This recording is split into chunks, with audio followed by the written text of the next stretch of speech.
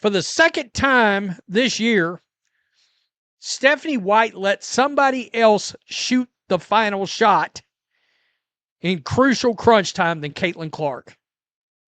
This is unacceptable, folks. It is absolutely unacceptable. For the second time this season, Stephanie White drew up the final play for someone other than Caitlin Clark. Not the first time, the second time. And if you think that's acceptable coaching for a franchise superstar, you need to explain how Phil Jackson handled Kobe Bryant. Because right now, Fever fans are asking a very simple question. Is Caitlin Clark your Michael Jordan, or do you think she's just another player? Michaela Timpson would get more minutes on this team. She's athletic, she's younger, and frankly, she's making her shots. She's making her shots inside. She's making some of those layups. She's grabbing some of those rebounds. Aaliyah Boston is not. Let's just be honest. It's not happening. I don't know if it's the lower leg injury. I don't know if it's the pressure of the contract. I don't know what it is. But something is not right there. Here's where it gets complicated. Kayla Thompson is younger, more athletic, and actually converting her shots inside. She's grabbing rebounds, she's finishing layups. Meanwhile, Aaliyah Boston is missing open looks from 2 feet away. And whether it's the lower leg injury or the pressure of her new contract, something fundamental has changed with Boston's game. The Brick Awards are back, and that's not just fan frustration talking. Now, Kelsey Mitchell is actually, technically speaking, she's actually averaging more points this year than she was last year. 21. 21 points a game. But I can tell you, I had just pulled her stats up, and she's got less. Let me see if I can just pull this up right here. She is down basically a full rebound off of last year, and she's down a full assist off of last year, and she's down a half a steal from last year. Now let's talk about Kelsey Mitchell, because the stats tell a fascinating story. She's averaging 21 points per game this season, same as last year. Sounds good, right? But dig one layer deeper. She's down a full rebound from last season, down a full assist, down half a steal.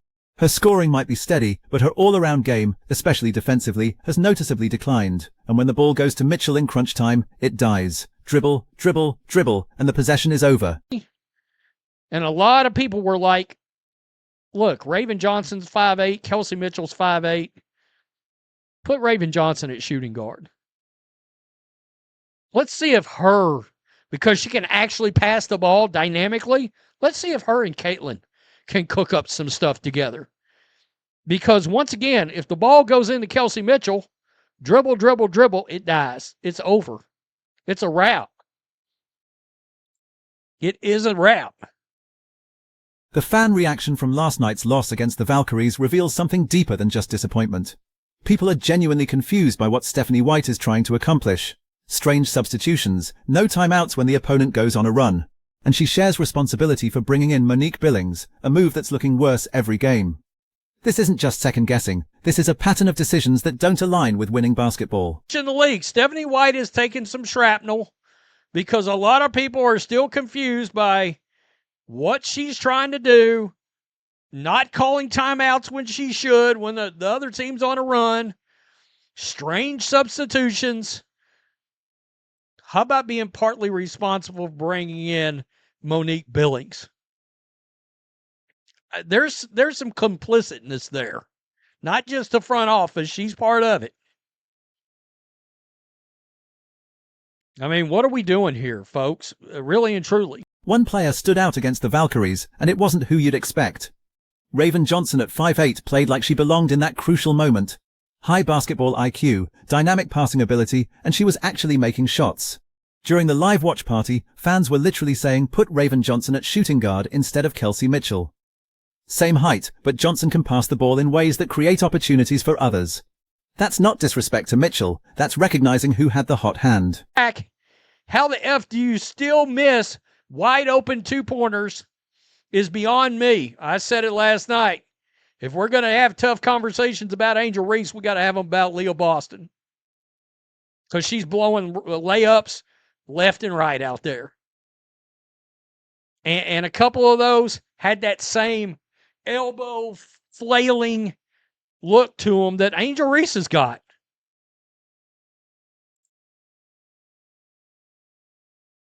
The comparison to Aaliyah Boston is unavoidable at this point. If we're having tough conversations about Angel Reese's finishing ability, we need to have the same conversation about Boston. She's missing layups with that same elbow flailing motion that gets criticized in Reese's game. And some of those missed shots against the Valkyries were wide open looks from 2 feet. The kind of shots that define whether you're an elite player or someone who's struggling with confidence. Stephanie White watched the struggle in that possession and resulted in a jump ball. You have an effing timeout. Get through your thick effing skull and use it. Effing fire her already. Woo-wee. I got to tell you. It's crazy as hell.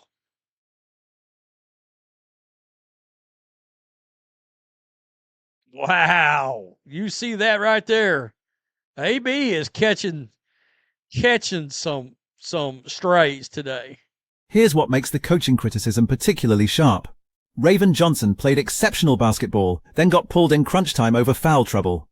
The moment she left the floor, the game started slipping away. A high IQ coach recognizes that situation and adjusts. You use your timeout. You protect the possession. You put the ball in your superstar's hands. Instead, we got a contested shot from someone other than Clark, followed by a jump ball situation that could have been avoided with basic timeout management. Look, there's a lot of us. Can you imagine we're actually at a point where we're bringing up Natasha Howard right now? And I said it yesterday in my video. Natasha Howard's playing at a near MVP level this season. Where was that last year under Stephanie White? And then there's the Natasha Howard situation that nobody wants to address. She's playing at near MVP level this season with her new team. Where was that production last year under Stephanie White in Indiana? Howard was slow up and down the court, sure, but her length and defensive presence are exactly what the Fever are missing right now. That's not hindsight, that's asking why a coach couldn't get that level of performance from a veteran player. Saw last night. Guys, you want to know, and I brought this up before, why I don't talk about the refs a lot? Because you got to win the game regardless of how shitty the refs are. I mean, look, this league doesn't exactly have a great track record of referees and officiating. You know, going into the game, you're playing the other team and the officiating. You know it. You can't use it as a crutch or an excuse. You got to win the ball game. Maybe I'm old school that way. Yeah. There were some really, really wild calls all the way around. It's not an excuse. Go win the ball game. The officiating in this league has always been inconsistent. That's not news, but here's the old school perspective that matters. You know going into every game that you're playing against the other team and the refs. That's the reality. You can't use it as a crutch or an excuse. You have to win the game anyway. Some calls were questionable both ways, but championship-level teams and championship-level coaches find a way to win despite bad officiating. That's what separates good from great. Notice your hot hands and ride them. That's fundamental coaching. When Raven Johnson is cooking, you keep her on the floor and run plays through her energy. When Caitlin Clark is your franchise player, your superstar, your ticket seller, you put the ball in her hands with the game on the line. Every single time. No exceptions. That's not complicated basketball theory. That's what every great coach in history has understood about maximizing talent. The broader pattern is what should concern Fever fans. 3 winnable games. 3 times Stephanie White has taken the ball out of the franchise player's hands in crucial moments. How many times did Phil Jackson draw up the final play for Rick Fox or Derek Fisher instead of Kobe Bryant? How many times did Steve Kerr design the last shot for Andre Iguodala instead of Steph Curry? The answer is almost never, and when they did, it was because the defense was so focused on the superstar that someone else had a wide-open look. That's not what's happening in Indiana. These aren't situations where Clark is drawing 3 defenders and someone else is wide open. These are design plays for other players in moments when your best player should have the ball. And the fan reaction reflects a growing frustration with coaching decisions that don't align with how championship teams operate.